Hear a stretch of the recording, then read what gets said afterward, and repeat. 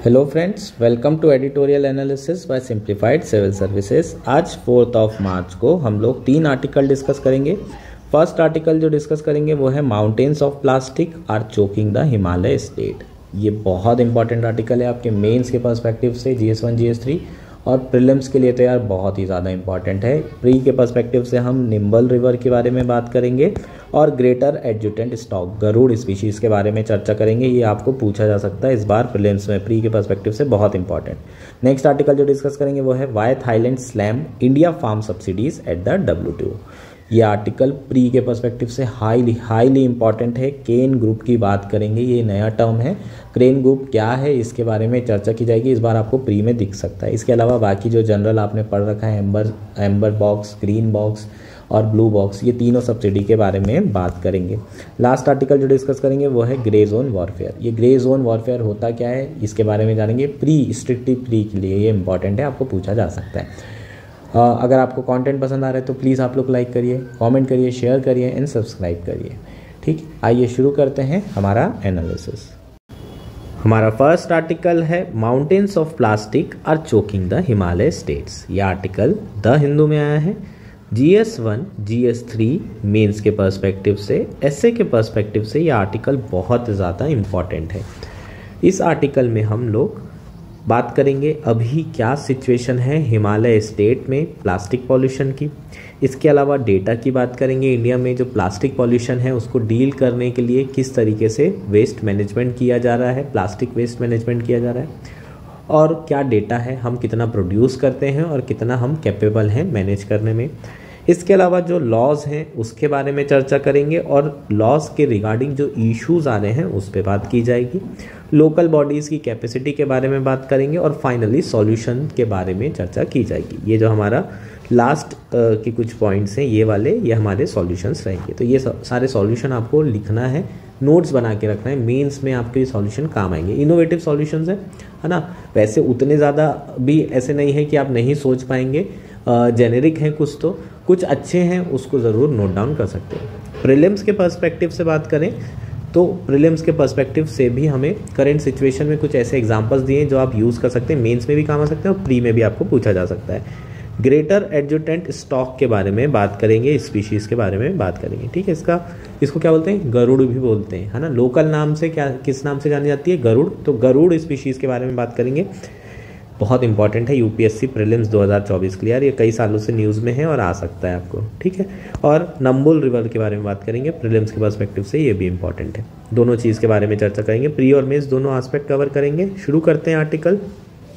ये शुरू की लाइन लिखी ना यार, ऐसे में ऐसे लिख सकते हो, अपने इंट्रोडक्शन में ऐसी चीज़ें लिख सकते हो आप, मेंस के आंसर हो या फिर अपना आपका ऐसे हो, आप ये सारी चीज़ें क्या कर सकते हैं, लिख सकते हैं। जैसे कि plastic is ubiquitous everywhere from the top of the highest mountain to the deepest of the trenches in the ocean। क्या कह रहा है कि प्लास्टिक हर जगह है, हाईएस्ट माउंटेन के टॉप पे चले जाओ या फिर डीपेस्ट ट्रेंचेस, ओशन की जो सबसे डीपेस्ट पॉइंट है वहाँ चले जाओ, प्लास्टिक आपको हर जगह दिखेगी।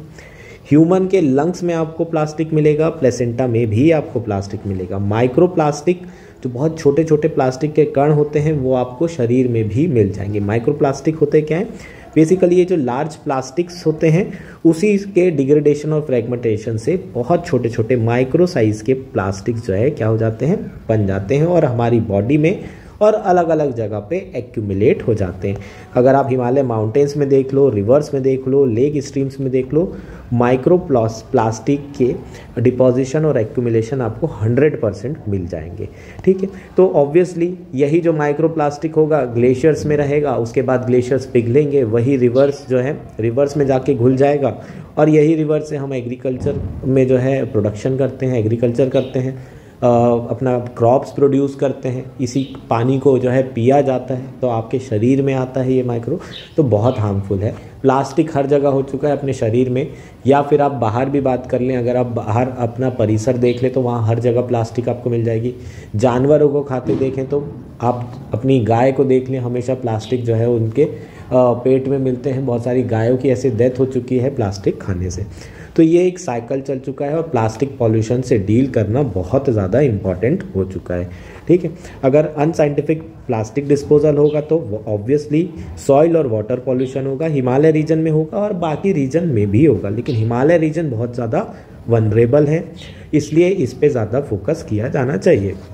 ओवरऑल बायोडाइवर्सिटी को इम्पैक्ट करेगा और उससे है ना जो डाउनस्ट्रीम वाटर हैं उस पर अफेक्ट पड़ेगा हिमालय रीजन के, और वो सारा पानी हम लोग इस्तेमाल कर रहे हैं। स्पेशली गंगा जो रिवर सिस्टम है, इंडस रिवर सिस्टम है, उसमें बहुत बड़ी पॉपुलेशन जो है इंडिया की रिलाई करती है, तो कहीं ना कहीं डायरेक्ट इम्पैक्ट किसको होने वाला है, ह्यूमंस को ही होने वाला है इन सारे प्लास्टिक पॉल्यूशन से। ठीक है, तो रिसेंटली अगर देखें तो इसके रीजंस क्या हैं, रीज़न भी दिए हुए हैं। Rapid and unplanned urbanisation, obviously है ना, जो अनप्लान्ड अर्बनाइजेशन हो रहा है उसके कारण ये प्लास्टिक का यूसेज बहुत ज़्यादा बढ़ रहा है। दूसरा, प्रोडक्शन एंड कंजम्पशन पैटर्न की बात करें, ये भी बहुत बदल गया है, मटेरियलिस्टिक सोसाइटी हो गई है, हर चीज़ के लिए प्लास्टिक चाहिए। हमारा जो एटीट्यूड है वो बिल्कुल चेंज हो चुका है। पहले हमेशा थैला लेके निकला करते थे, अब ये हो गया कि अरे बाहर से ही प्लास्टिक ले लेंगे, तो एटीट्यूडनल चेंज आ चुका है। कंजम्पशन पैटर्न में बदलाव आया है, प्रोडक्शन पैटर्न में बदलाव आया है। पहले जूट का इस्तेमाल ज़्यादा किया करते थे, इकोनॉमिक एनवायरनमेंट फ्रेंडली चीज़ों का इस्तेमाल करते थे, अब प्लास्टिक का इस्तेमाल कर रहे हैं। तो ये सब सारे क्या हैं, रीजंस हैं प्लास्टिक क्राइसिस के, कहाँ पर, हिमालय रीजन में और बाकी रीजन्स में भी। इसके अलावा टूरिस्ट फुटफॉल की बात करें तो ये एक बहुत बड़ा रीज़न है, टूरिस्ट फुटफॉल बहुत बड़ा है ना। लोग रील्स बनाने के लिए अब केदारनाथ जा रहे हैं, पहले ऐसा नहीं था, रील्स बनाने के लिए नहीं जाते थे, सिर्फ घूमने फिरने जाते थे और बहुत कम ही लोग इतना ज़्यादा जो है जाते थे, क्योंकि अब सारे इंडियंस की जो कैपेसिटी है परचेस करने की, परचेसिंग पावर बढ़ गई है, इनकम बढ़ गई है, तो लोग घूमना फिरना कर रहे हैं और टूरिस्ट फुटफॉल बढ़ रहा है हिमालय रीजन में। लेकिन यही लोग उसी एटीट्यूड के साथ जा रहे हैं जिस एटीट्यूड से बाकी स्टेट्स में जी रहे थे, और खूब गंदगी फैला रहे हैं, खूब प्लास्टिक जो है क्या कर रहे हैं, यूज़ कर रहे हैं और वहाँ पर अनसाइंटिफिक तरीके से डिस्पोज कर रहे हैं, जिसके कारण ये प्रॉब्लम बहुत ज़्यादा बढ़ चुकी है। रिसेंट एक रिपोर्ट है social development for communities foundation of Dehradun की, कि जो प्लाइट ऑफ टाउन्स हैं उत्तराखंड में are drowning in the plastic waste is no surprise. Uttarakhand के ऐसे कई टाउन हैं जहाँ पर मतलब पूरे तरीके से वो टाउन प्लास्टिक से डूब चुके हैं, एकदम भर चुके हैं, पूरी जगह आपको प्लास्टिक ही प्लास्टिक दिखाई दे रही है। रिसेंटली एनजीटी ने इशू किया है notice ministry of environment, forest and climate change CPCB को, स्टेट पॉल्यूशन कंट्रोल बोर्ड को, और अलग अलग छोटी छोटी जो आपकी बॉडीज़ हैं उनको भी उन्होंने क्या किया है, एक नोटिस भेजा है। कहा है कि हिमाचल प्रदेश में जो कुछ गांव हैं, इको सेंसिटिव एरियाज़ हैं, वहाँ पर इतना ज़्यादा वेस्ट डंपिंग क्यों किया जा रहा है बाय द टूरिस्टर। तो ये हमारे हालात हैं, ये एज एन एग्जाम्पल आप क्या कर सकते हो, अपने ऐसे में भी यूज़ कर सकते हो और अपने मेंस के आंसर में भी। इसके अलावा असम की बात करें तो वहाँ पर एक रामसर साइट है, दीपोर बिल, ये आपको याद रखना है। ठीक है, दीपोर बिल वैसे तो आप लोगों को पता होगा, रामसर साइट है, कहाँ पर है, असम में। रामसर साइट और स्टेट का नाम पता होना चाहिए। ठीक, तो ये जो साइट है, great adjutant folks have been feasting on the plastic waste in the landfill instead of fish from the wetland। ठीक है, तो जो यहाँ पर क्या बात कर रहा है, ग्रेटर एडजुटेंट फॉक्स स्टॉर्क की बात की जा रही है। ग्रेटर एडजुटेंट स्टॉर्क के बारे में अभी मैंने बताया, गरुड़ की बात की जा रही है। ये जो है दीपोर बिल में प्लास्टिक को खा रहे हैं, ना कि फ़िश को खा रहे हैं, और ये बहुत बड़ा मुद्दा है। ठीक है, जो जानवर हैं वो भी प्लास्टिक खा रहे हैं, कब तक सर्वाइव करेंगे, क्योंकि प्लास्टिक पॉल्यूशन इतना हो गया इसलिए उनको खाना पड़ रहा है, उन्हें तो नहीं है समझ। ठीक है, रिसेंटली मणिपुर में जो पॉल्यूशन है रिवर्स में वो बहुत तेज़ी से बढ़ रहा है, और जो रिवर में पॉल्यूशन बढ़ रहा है वो नंबुल रिवर है। नंबुल रिवर के बारे में अभी और पढ़ेंगे। तो ये सब चीज़ें बहुत ज़्यादा रिपोर्ट की जा रही है और प्लास्टिक पॉल्यूशन बहुत ज़्यादा बढ़ रहा है नंबुल रिवर में। तो ये हमारे क्या हो जाएंगे, कुछ एग्जाम्पल्स हो जाएंगे कि आपको इससे करंट सिचुएशन का पता चलता है कि कितनी ज़्यादा हालत ख़राब है, स्पेशली हिमालय इकोसिस्टम की, हिमालय रीजन की, किसके कारण, प्लास्टिक वेस्ट के कारण। ठीक है, हिमालय क्लीनअप 2018 से 2021 के बीच में एक इनिशिएटिव किया गया था, किसके द्वारा, integrated mountain initiative with zero waste Himalaya and national productivity council of India. ठीक, इन दोनों के द्वारा एक जो है ऑडिट कंडक्ट किया गया था जिसका नाम था हिमालय क्लीनअप। ठीक है, उसकी भी रिपोर्ट आई है, उसमें ये पाया गया है कि जो 92% ऑफ ट्रैश है वो प्लास्टिक है और 72% ऑफ वेस्ट है वो नॉन रिसाइकलेबल प्लास्टिक है। मतलब आप ये मानो कि हिमालय में 100% अगर जो ट्रैश आ रहा है उसमें से 92% जो ट्रैश मिल रहा है वो प्लास्टिक मिल रहा है, तो प्लास्टिक ही प्लास्टिक भरा है। और प्लास्टिक जनरली बायोडिग्रेडेबल भी नहीं होते, नॉन बायोडिग्रेडेबल होते हैं, प्लस जो आपके प्लास्टिक हैं वो कुछ रिसाइकलेबल भी होते हैं लेकिन कुछ नॉन रिसाइकलेबल होते हैं, और 70% जो है नॉन रिसाइकलेबल है इस 92% में। तो आप समझ सकते हो कि कितना ज़्यादा पॉल्यूशन हो रहा है और करंट स्थिति बहुत बुरी है। ठीक, अब बात करते हैं हमारे डेटा की और मैनेजमेंट कैपेसिटी की। इंडिया में क्या मैनेजमेंट कैपेसिटी है और क्या लॉ है वो भी देखेंगे।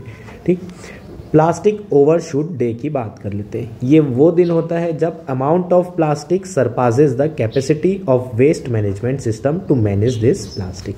ठीक, प्लास्टिक ओवरशूट डे मतलब ये होता है कि जितना भी अमाउंट ऑफ प्लास्टिक हम जनरेट कर रहे हैं वो जो है सरपास हो जाए, है ना, प्लास्टिक जनरेशन सरपास हो जाए, उसको मैनेज करने के लिए हमारी जो कैपेसिटी है उससे, मतलब अब मान लो जो हमारी कैपेसिटी है वो 100 टन प्लास्टिक हम एक दिन में क्या कर सकते हैं, मैनेज कर सकते हैं, या एक साल में for example 100 tonne plastic manage कर सकते हैं। और आपका 6 महीने बाद ही 100 टन प्लास्टिक जो है उससे ज़्यादा जनरेट हो रहा है, 101 हो गया। अब आप सिर्फ 100 ही टन कर सकते हैं एक साल में, इससे ऊपर जितना भी ज़्यादा प्लास्टिक होगा ये क्या करेगा, पॉल्यूशन करेगा। हम मैनेज नहीं कर पा रहे तो इसको बोलते हैं प्लास्टिक ओवरशूट डे। ठीक है, ये किसके द्वारा दिया गया है, ये स्विस बेस्ड ऑर्गेनाइजेशन है, उसके द्वारा ये टर्म दिया गया है प्लास्टिक ओवरशूट डे। इंडिया की बात करें तो 2023 का जो प्लास्टिक ओवरशूट डे था वो जनवरी 6 को ही पहुंच गया, है ना। तो ये बहुत ही अचंभित और शॉकिंग न्यूज़ है हमारे लिए कि 6 दिनों में ही हमारी जो मैनेज करने की कैपेसिटी है उससे ज़्यादा तो हम समझ लो कितना जनरेट करते होंगे, बाकी साल के कितने दिन तक हम जनरेट कर रहे हैं। तो ये बड़ी चिंता की बात है। अब कुछ डेटा की बात कर लेते हैं। India is one of the highest mismanage waste index at 98.55% in the world. अगर हम एक इंडेक्स की बात करें, मिसमैनेज वेस्ट इंडेक्स में इंडिया जो है एकदम टॉप लेवल पर है। केन्या, नाइजीरिया और मोजाम्बिक के बाद चौथी कंट्री जो है वो कौन सी है, सिर्फ इंडिया ही है।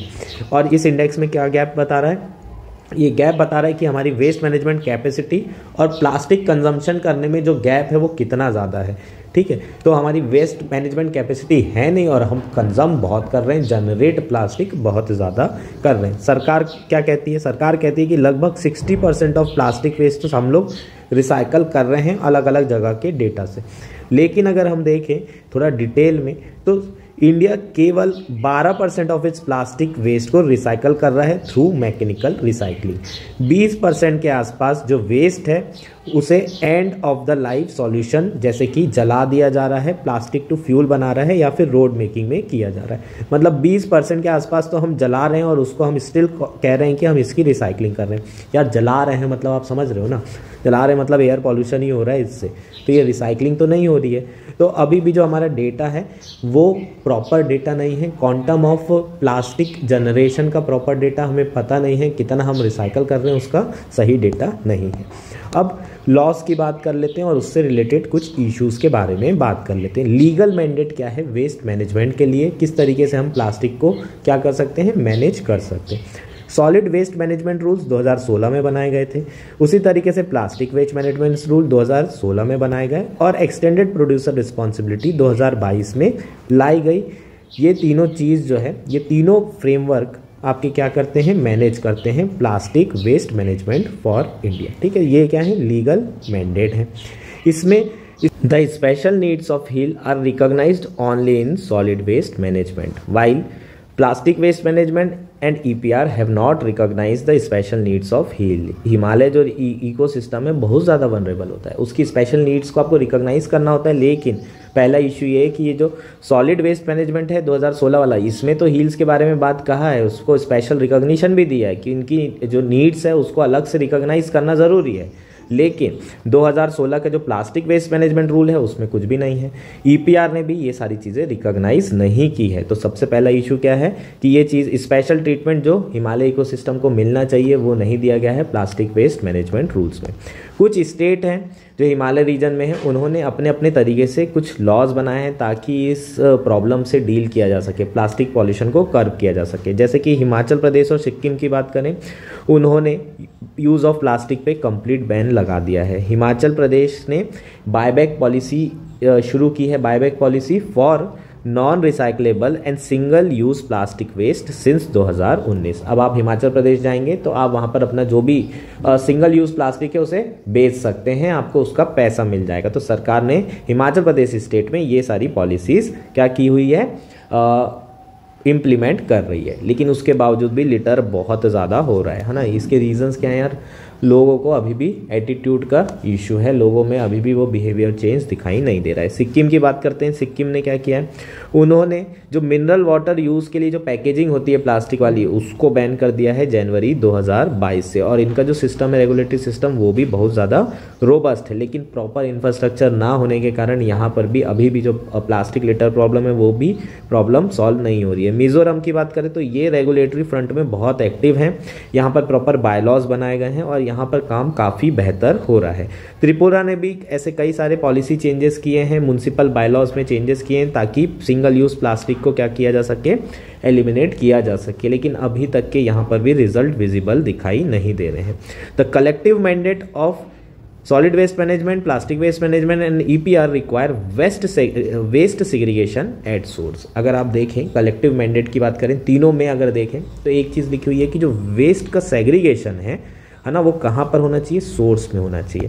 और ये सेग्रीगेशन प्रॉपर हो नहीं रहा है। आप किसी भी स्टेट की लोकल बॉडीज़ में जाके अगर देखेंगे तो ये सबसे बड़ा इशू है कि सेग्रीगेशन अगर सोर्स में हो जाए तो कोई आधी से ज़्यादा समस्या तो प्लास्टिक पॉल्यूशन की वहीं ख़त्म हो जाती है ना। क्योंकि जब आप वेस्ट को देखते हैं तो उसमें वेस्ट में गीला है ना, वेट और ड्राई, ये हम सेग्रीगेशन की बात करते हैं। लेकिन उसमें बहुत सारे ऐसी चीज़ें होती है जैसे प्लास्टिक भी उसी में है, कांच की बोतलें भी उसी में। अगर वेस्ट प्रॉपरली सेग्रीगेट हो जाए सोर्स में, तो जहाँ आप लैंडफिल में देखते हैं और लैंडफिल में सारा पूरा कचरा जला दिया जाता है, वहाँ पर प्लास्टिक भी जल रहा है, बोतलें भी जल रही हैं, वहाँ पर आपका कांच भी जल रहा है, तो उससे कितना पॉल्यूशन होता है, कितना ज़्यादा एयर पॉल्यूशन होगा, आपका ग्राउंड वाटर पॉल्यूशन होगा, सॉइल पॉल्यूशन होगा। ये मिक्स वेस्ट के कारण बहुत ज़्यादा जो है दिक्कत आती है। तो अगर ये सेग्रीगेशन हो जाए तो बहुत बड़ा इशू रिजॉल्व हो सकता है प्लास्टिक लिटर का। हम क्या कर सकते हैं, प्रॉपर रिसाइकल भी कर सकते हैं अगर क्या हो, ये प्लास्टिक वेस्ट अगर से सेग्रीगेट कर दिया जाता है। ठीक, तो ये एक बहुत बड़ा इशू है सेग्रीगेशन का, ये नहीं होता है जिसके कारण प्लास्टिक रिसाइकल नहीं हो पा रहा है। तो ये आप दूसरे तीसरे नंबर पे डाल सकते हैं। इसके बाद अगर बात करें तो जो मेन रिस्पॉन्सिबिलिटी होती है, आपके घर में भी आता होगा वो गाना बजाते हुए, कचरा वाला आया घर से कचरा निकाल, तो वो कौन है, लोकल बॉडीज़ है। तो मैंडेट किसके पास होता है, लोकल बॉडीज़ के पास होता है ये कचरा मैनेजमेंट करने का। ठीक है, वो किसकी हेल्प ले सकते हैं, PIBOs की, जो प्रोड्यूसर होते हैं, इंपोर्टर होते हैं, ब्रांड ऑनर्स होते हैं, है ना, जो EPR के अंदर इनकी रिस्पॉन्सिबिलिटी भी बनाई गई है, एक्सटेंडेड प्रोड्यूसर रिस्पॉन्सिबिलिटी की। कचरा तुम कर रहे हो, हम क्यों उठाएं सरकार। तो दोनों मिलके क्या करेंगे, एक प्रॉपर प्लान डेवलप कर सकते हैं और उसको ऑपरेशनलाइज कर सकते हैं, प्रॉपर प्लास्टिक वेस्ट मैनेजमेंट का सिस्टम डेवलप कर सकते हैं। दोनों एक दूसरे की हेल्प से करेंगे। लेकिन अगर देखें तो लोकल बॉडीज़ को अभी पावर का डिवोल्यूशन ही नहीं है। बहुत सारे स्टेट में तो अभी लोकल बॉडीज़ के पास पावर ही नहीं है, रेवेन्यू भी नहीं है, पावर भी नहीं है। उनके पास ना बायलॉज डेवलप किए हुए, ना स्टेट ने बायलॉज बनाए, ना उनने खुद के बायलॉज बनाए हैं। तो ये सारी चीज़ें ऑपरेशनलाइज कैसे की जाएगी, जो EPR में या फिर सॉलिड वेस्ट मैनेजमेंट रूल्स में दिया हुआ है ना। तो कोई क्लैरिटी ही नहीं है कि किस तरीके से कोलोब्रेशन होगा लोकल बॉडीज़ में और EPR जो कंपनीज़ है, extended producer responsibility manufacturing companies हैं, उनके ऊपर कोई क्लैरिटी नहीं है कि किस तरीके से कोलोबरेट करेंगे और प्लान बनाएंगे और प्रॉपरली प्लास्टिक वेस्ट मैनेजमेंट करेंगे। तो ये सारे हमारे क्या हो जाएंगे, इश्यूज हो जाएंगे। फंडिंग का भी बहुत बड़ा इशू है, पैसा नहीं रहता लोकल बॉडीज़ के पास, तो ये एक बहुत बड़ा हमारे क्या है इश्यूज आ जाते हैं। अब सॉल्यूशन की बात कर लेते हैं। पहला तो यार सबसे पहले बजट एलोकेशन बहुत ज़रूरी है। 15 फाइनेंस कमीशन ने एलोकेशन किया था, ठीक है, लेकिन स्टेट गवर्नमेंट को भी एलोकेशन करने की ज़रूरत है, प्रॉपरली पावर डिवोल्यूशन करने की ज़रूरत है, बायलॉज डेवलप करने की ज़रूरत है, ताकि एक क्लैरिटी हो सके किस तरीके से जो PIBO है और लोकल बॉडीज़ दोनों मिलके प्रॉपर प्लास्टिक वेस्ट मैनेजमेंट कर सके। ठीक, स्पेशली जब हम जानते हैं कि जो sensitivity and fragility of Himalaya region है वो बहुत ज़्यादा है, रिच बायोडाइवर्सिटी है और इसको बचाना बहुत ज़्यादा ज़रूरी है। ठीक है, तो हमें लोकल बॉडीज़ को एम्पावर करना पड़ेगा। इसके अलावा segregation of waste and participation of people बहुत ज़रूरी है, जो हमने अभी बात की थी। उसके लिए पब्लिक एजुकेशन कैंपेन चलाना बहुत ज़रूरी है। लोगों को उनके एटीट्यूड बदलने के लिए कुछ अवेयरनेस कैंपेन चलाएंगे, तब जाके तो लोग सुधरेंगे। स्वच्छ भारत में जिस तरीके से सरकार ने काम की थी, उसी तरीके से स्वच्छ भारत मिशन के तरीके से यहाँ पर प्लास्टिक वेस्ट के रिमूवल के लिए भी एक अवेयरनेस कैंपेन चलाना बहुत ज़्यादा ज़रूरी है। इसके अलावा जो EPR है, सर्टिफिकेट मिलता है PIBO को, मतलब मैन्युफैक्चरिंग या फिर इंपोर्टेड जो कंपनीज होती हैं उनको एक EPR सर्टिफिकेट मिलता है। ठीक, अगर हिमालय रीजन में वो काम कर रहे हैं तो उस सर्टिफिकेट की वैल्यू कहीं ज़्यादा होना चाहिए बाकी जो वैली स्टेट्स हैं या फिर जो आपके सदर्न और सेंट्रल के स्टेट्स हैं। जो हिमालय रीजन है वहाँ वनरेबिलिटी ज़्यादा है, इसलिए EPR की सर्टिफिकेट की वैल्यू भी हायर काउंट करना चाहिए, ताकि उनको हिमालय इकोसिस्टम में काम करने का क्या मिले, एक्स्ट्रा फल मिले। और वहाँ पर कॉस्ट भी बहुत ज़्यादा पड़ती है, क्योंकि वहाँ पर है ना जो टेरेन होता है वो हिली टेरेन होता है, वहाँ पर आना जाना ट्रांसपोर्टेशन बहुत तरह की कॉस्ट बढ़ती है। तो उनको EPR में बेनिफिट मिलना चाहिए ताकि वो वहाँ पर भी प्रॉपर प्लास्टिक वेस्ट मैनेजमेंट करें। जो डेटा गैप्स है in terms of quantum and quality of waste being generated in the Himalaya region, इसमें जो गैप है उसको भी प्लग करने की ज़रूरत है। उसके अलावा बहुत सारी स्कीम्स है, स्वच्छ Bharat mission, MNREGA, finance commission की जो ग्रांट है, इन सब का इस्तेमाल करो और बढ़िया इंफ्रास्ट्रक्चर डेवलप करो और प्रॉपर ऑपरेशंस रन करने की ज़रूरत है। नेक्स्ट है स्वच्छ भारत कोष ट्रस्ट सेटअप किया जा सकता है, जिसके थ्रू हम फिलेंथ्रोपिक कंट्रीब्यूशन और कॉर्पोरेट सोशल रिस्पॉन्सिबिलिटी के जो फंड है उसको क्या कर सकते हैं, इसमें चैनलाइज कर सकते हैं, ताकि हमारी जो फाइनेंशियल इश्यूज हैं वो रिजॉल्व हो सके। लोकल बॉडीज के पास पैसा नहीं रहता यार, तो हमें ये ध्यान रखना पड़ेगा कि फंडिंग कहाँ से आएगी। इसके अलावा अटल मिशन है, अमृत मिशन, स्मार्ट सिटीज़ हैं। इसमें जो भी सिटीज़ हिमालय रीजन में क्या की गई है, चूज़ की गई है, सिलेक्ट की गई है, वहाँ पर भी proper waste management programme run करने की ज़रूरत है, ताकि एटलीस्ट वो सिटी इन प्रोग्राम के थ्रू क्या की जा सके, बेहतर उसका सॉलिड वेस्ट मैनेजमेंट और प्लास्टिक वेस्ट मैनेजमेंट हो सके। इसके लिए सरकार अलग से पैसा दे रही है ना, अमृत और स्मार्ट सिटी के लिए। तो ये सारी चीज़ें, ये सिटीज़ यहाँ के पैसे से काम निकल जाएगा। तो एक तरीके से हमने क्या क्या बात कर ली, फंडिंग की बात कर ली कि स्टेट गवर्नमेंट फंड दे दे, CSR एक्टिविटी से फंड आ जाए। जो स्मार्ट सिटीज़ वगैरह है वहाँ पर जो है उस सिटी के अंदर जो हिमालय रीजन में, उसको वहाँ पर जो भी स्मार्ट सिटी से फंड आ रहा है वो भी इनको मिल जाएगा सॉलिड वेस्ट मैनेजमेंट के लिए, प्लास्टिक वेस्ट मैनेजमेंट के लिए। तो 3 जगह से फंडिंग का इशू हो गया, डेटा आ जाए और आपका प्रॉपर डेटा रहेगा तभी हो पाएगा, और फिर एटीट्यूडनल चेंज, पब्लिक जो अवेयरनेस कैंपेन है उसको चलाया जाए। होपफुली ये सारी चीज़ें क्लियर है। ये हमारा आर्टिकल था, पूरी चीज़ें समझ में आ गई होगी। अब प्रीलिम्स वाली बातें कर लेते हैं, ठीक है। नेम्बुल रिवर बहुत ज़्यादा न्यूज़ में है पॉल्यूशन के लिए। अब आपको ऐसा एक आ सकता है 3-4 लाइन का स्टेटमेंट कि रिसेंटली एक रिवर है जो कि मणिपुर स्टेट में क्या करती है, फ्लो करती है। बहुत ज़्यादा पॉल्यूशन की इसमें न्यूज़ आ रही है, और ये जो रिवर है it is one of the main perennial source of water for Loktak lake.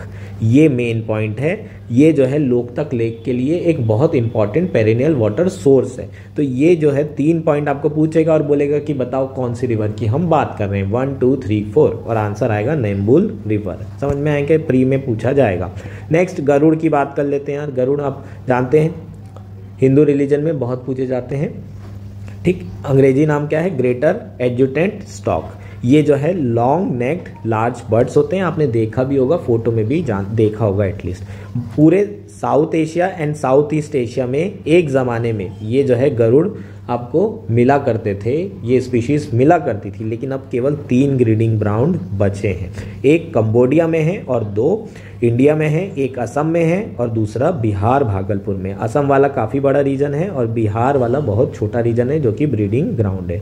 ये एंडेंजर्ड स्पीशीज़ है और शेड्यूल 4 में आती है, ये याद रखना है, ये बहुत की पॉइंट है शेड्यूल 4 वाला, ठीक है। तो ये हमारा क्या हो जाएगा, प्रीलिम्स के पर्सपेक्टिव से हो जाएगा। गरुड़ स्पीशीज़ ये आ सकता है आपको यार, इस बार बहुत इंपॉर्टेंट है, ठीक। नेक्स्ट आर्टिकल है why Thailand slammed India farm subsidies at the WTO। यह आर्टिकल इंडियन एक्सप्रेस में आया है। GS3 मेंस के पर्सपेक्टिव से बहुत इंपॉर्टेंट है, प्रीलिम्स 2024 के पर्सपेक्टिव से तो बहुत ही ज़्यादा इंपॉर्टेंट है। क्यों इंपॉर्टेंट है, हम प्रीलिम्स के पर्सपेक्टिव से क्रेन ग्रुप के बारे में बात करेंगे। ये नई चीज़ है ना, जनरली आपको आपके स्टैटिक नोट्स में नहीं मिलती है, बाकी सारी चीज़ें आपको मिल जाएगी, लेकिन एक केन ग्रुप के बारे में पहली बार जो है आया हुआ है, इसको कवर करेंगे। ये क्या होता है, रिसेंटली न्यूज़ में है, प्रीलिम्स 2024 में दिखने वाला है, ठीक। अगर हम बात करें तो WTO के बारे में बात करते हैं तो आपने ये सब तो पढ़ा होगा। एग्रीमेंट ऑन एग्रीकल्चर, कुछ सेफगार्ड प्रोवाइड किए गए हैं एग्रीकल्चर और फार्मर के सपोर्ट में, ठीक है। WTO के बारे में हम जानते हैं, वर्ल्ड ट्रेड ऑर्गेनाइजेशन 1994-95 में बना था, ठीक। इसमें इंडिया जो है क्या है, एज अ मेंबर है, ठीक। इसका मेन पर्पस क्या है, पूरे दुनिया में ट्रेड फ्लो होना चाहिए सीमलेसली गुड्स एंड सर्विसेज का विदाउट एनी रिस्ट्रिक्शंस, है ना। जितने भी टैरिफ बैरियर हैं, नॉन टैरिफ बैरियर हैं, उसको मिनिमम और उसे हटाने का काम जो है WTO कर रहा है। WTO के थ्रू जो है ट्रेड जितने भी बैरियर्स हैं उसको हटाया जा रहा है ताकि सीमलेस फ्लो हो सके गुड्स एंड सर्विसेज का। टैरिफ बैरियर क्या होते हैं, या जो हम टैक्स लगाते हैं, कस्टम ड्यूटी, इसको मिनिमम करना। नॉन टैरिफ बैरियर का एग्जांपल बताओ तो कोटा के थ्रू क्या होता है, हम एक होता है कि मैं टीवी पे टैक्स लगा दूं, इतना ज़्यादा टैक्स लगा दूं कि टीवी इंपोर्ट ही ना कर पाए, क्योंकि जो जनता है उनके पास इतना पैसा ही ना रहे, है ना, इतना हाई रेट हो जाए कि कोई बुलाए ना। तो टोटल टीवी मैंने टैक्स लगाया तो टोटल टीवी कितनी आ पा रही है, 30 ही आ पा रही है। और दूसरा मैं क्या कर सकता हूँ, कोटा लगा सकता हूँ कि केवल 30 टीवी ही बुलाऊँ मैं, बस ये 30 टीवी बुलाता हूँ। तो क्या होगा, यहाँ पर मैंने फिक्स कर दी क्वांटिटी, कोटा फिक्स कर दिया। ये होता है नॉन टैरिफ बैरियर। हम लोग जो है जनरली ये मान के चलते हैं कि नॉन टैरिफ बैरियर बिल्कुल भी नहीं होना चाहिए। टैरिफ बैरियर चल जाता है, लेकिन उसका भी जो कस्टम लगा रहे हैं परसेंटेज बहुत कम होना चाहिए। इंडिया का अगर देखोगे ओवरऑल एवरेज अगर टैरिफ की बात करें तो 10% है। बहुत सारे आइटम्स में जो कस्टम है, ड्यूटी, वो 0% है, किसी में 100% भी है। लग्जरी आइटम्स, हार्ले डेविडसन 100%, ठीक। 200%, 5 लाख की गाड़ी आपको 10 लाख 20 लाख में पड़ेगी। क्यों, क्योंकि लग्जरी आइटम है, सरकार इसमें कस्टम बहुत ज़्यादा लगाती है।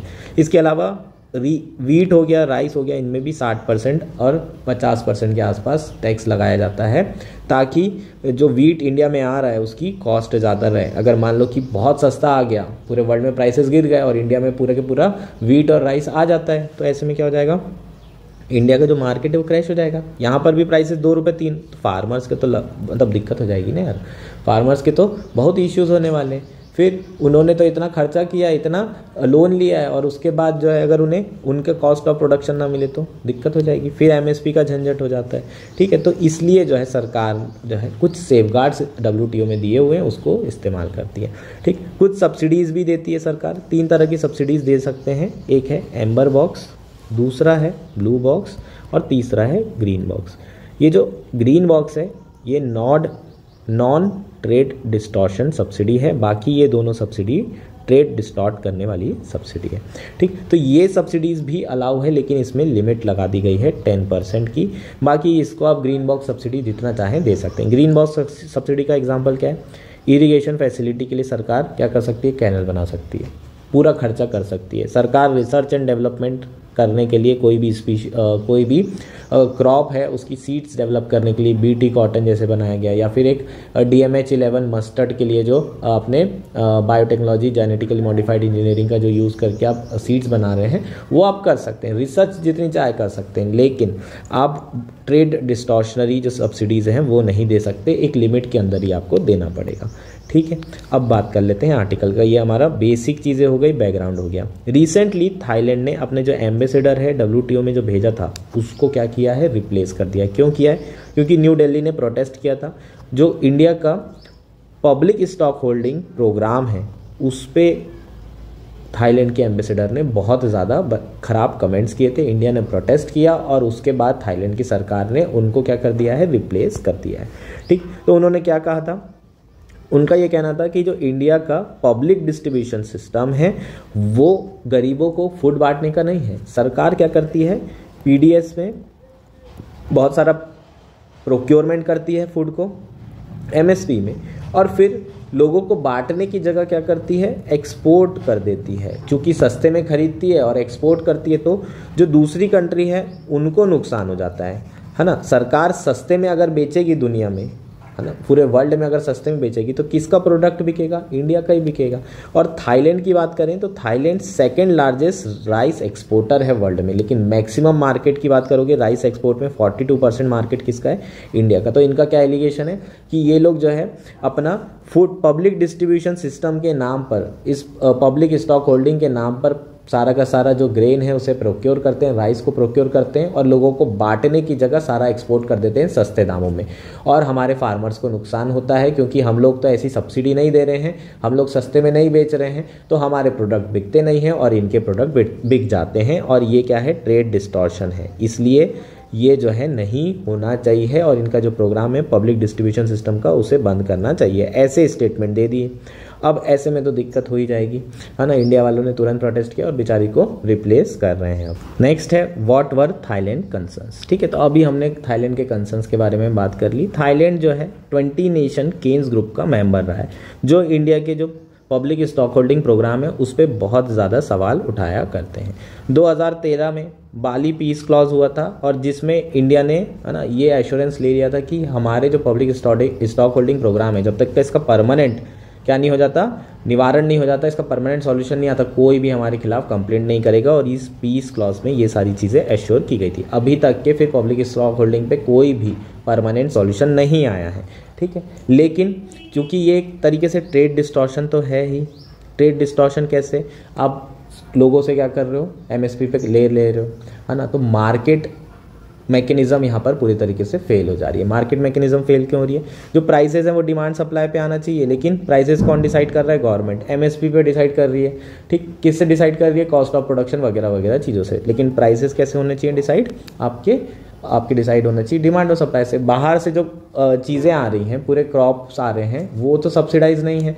बाहर से आने वाली सारी जो भी चीज़ें हैं वो मार्केट प्राइसेस पे आ रही हैं और यहाँ पर आप प्राइस डिसाइड कर रहे हो, तो ये वाला प्राइस अगर कम होगा तो बाहर से आने वाली चीज़ें बिकेगी नहीं। तो ये it's a simple case of trade distortion. ठीक है, तो ये ट्रेड डिस्टॉर्शन के कारण इस सब्सिडी पे बहुत ज़्यादा सवाल उठाए जाते हैं। WTO में ट्रेड डिस्टॉर्शन की लिमिट दी रखी हुई है। ठीक, trade distortion is a situation where prices and production are higher और lower than the level that would exist in a competitive market. ठीक, तो अगर कॉम्पिटिटिव मार्केट होता तो डिमांड और सप्लाई के हिसाब से क्वांटिटी, प्रोडक्शन और प्राइसेस डिसाइड होते। लेकिन चूंकि हम सब्सिडी देते हैं तो क्वांटिटी, जो प्रोडक्शन हो रहा है वो भी ज़्यादा या कम हो सकता है, या फिर जो प्राइसेस हैं वो भी ज़्यादा और कम हो सकते हैं। अगर ये चीज़ें हो रही है तो ट्रेड डिस्टॉर्शन कहलाता है। WTO में डोमेस्टिक मेजर के डोमेस्टिक सपोर्ट मेजर्स हैं, है ना, जो हम कर रहे हैं, सब्सिडीज दे रहे हैं, ये बिल्कुल भी अलाउ नहीं होता है। लेकिन कुछ सर्टेन लिमिट अलाउ की जा सकती है। उस लिमिट को क्या कहा जाता है, डी मिनिमस लिमिट। ये आपको टर्म याद रखना है, ये टर्म भी आपको पूछा जा सकता है। डी मिनिमस लिमिट क्या है, इसके बारे में आपको क्वेश्चन आ सकता है, या किससे रिलेटेड है, WTO से रिलेटेड है। ठीक, तो WTO के जो एग्रीमेंट ऑन एग्रीकल्चर है, इसमें प्रोविजन दिया है कि जो एग्रीगेट वैल्यू होगी of product specific support should not exceed 5% of total value of production of the agriculture product in question. इसका मतलब क्या है, अगर मैं राइस का जो प्रोडक्शन कर रहा हूं तो टोटल जो वैल्यू होगा इसका प्रोडक्शन का 100 करोड़ है, तो सरकार जो है इसको जो सपोर्ट करेगी सब्सिडी के थ्रू वो 5 करोड़ से ज़्यादा का नहीं होना चाहिए, 5% से ज़्यादा का नहीं होना चाहिए। एग्रीमेंट ऑफ एग्रीकल्चर में ये प्रोविजंस क्लियर दिए हैं। इसका मतलब हम जो सब्सिडी दे रहे हैं वो 5% से अधिक नहीं होना चाहिए। ये सारे जो चीज़ें हैं ये सिर्फ डेवलप्ड कंट्री के लिए, डेवलपिंग कंट्री के लिए जो लिमिट है इसे 10% रखा गया है। तो डी मिनिमस सीलिंग कितनी है डेवलपिंग के लिए, 10। तो इंडिया के लिए कितनी होगी, 10। अब प्रॉब्लम क्या आती है, प्रॉब्लम ये है कि इंडिया ने अपना डेटा दिया था WTO को कि हमारा जो पब्लिक स्टॉक होल्डिंग प्रोग्राम है उसमें हम कितना जो है पैसा दे रहे हैं, एज अ सब्सिडी दे रहे हैं। तो जो राइस प्रोडक्शन था वो $46 बिलियन का था और सब्सिडी $6 बिलियन की दी जा रही थी। लगभग 13% जो है इंडिया सब्सिडी दे रहा था, जो कि 10% का ब्रीच है। तो यहाँ पर 10% से ज़्यादा हो गया, इसलिए जो लोग हैं बाकी कंट्रीज वो क्या कर रही है, इसके अगेंस्ट में है। ठीक है, इसके कारण बाकी जो एक्सपोर्टर्स हैं वो क्या कर रहे हैं, गुस्सा हो रहे हैं। और फिर थाईलैंड जिस तरीके से अभी इंडिया पे प्रेशर बना रहा है WTO में मिनिस्ट्रल मीटिंग में, उसी तरीके से बाकी कंट्री भी इस पब्लिक स्टॉक होल्डिंग पे सवाल उठाया करती है। ठीक, केन ग्रुप की बात कर लेते हैं। केन ग्रुप में कितनी कंट्री है, Argentina, Australia, Brazil, Canada, Chile, Colombia, Costa Rica, Guatemala, Indonesia, Malaysia, New Zealand, Pakistan, Paraguay, Peru, Philippines, South Africa, Thailand, Ukraine, Uruguay, Vietnam. ठीक, ये 20 कंट्रीज हैं। ये आपको ध्यान रखना होगा, ये आपको पूछा जा सकता है, which of the following belongs to Cairns country.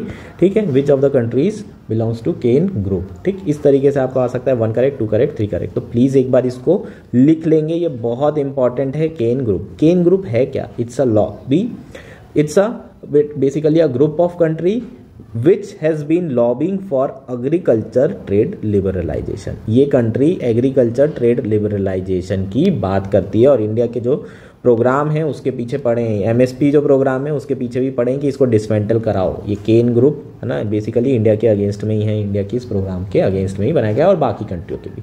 ठीक, इसमें पाकिस्तान भी है, एक चीज़ का ध्यान रखेंगे, पाकिस्तान है, न्यूजीलैंड है। जनरली वो वाली कंट्रीज़ हैं जो कि डेवलपिंग है ना, जो कि बहुत ज़्यादा क्या कर रही है, राइस और वीट का प्रोडक्शन कर रही है, जैसे कि यूक्रेन हो गई है ना, आपकी यूक्रेन हो गई, वियतनाम हो गई, यूरुग्वे हो गई, साउथ अफ्रीका भी है और फिलीपींस भी है। ठीक, ऑस्ट्रेलिया एक ऐसी कंट्री है जो यहाँ पर दिख रही, दो वेस्टर्न कंट्रीज, वेस्ट जैसी डेवलप्ड कंट्रीज जैसी कंट्री है ऑस्ट्रेलिया और न्यूजीलैंड, बाकी सब अपनी कौन सी हो जाएगी, अपनी डेवलपिंग कंट्रीज हो जाएगी। ठीक, तो ये छोटी छोटी चीज़ें आपको ध्यान रखना है, इससे आपको याद रहेगा।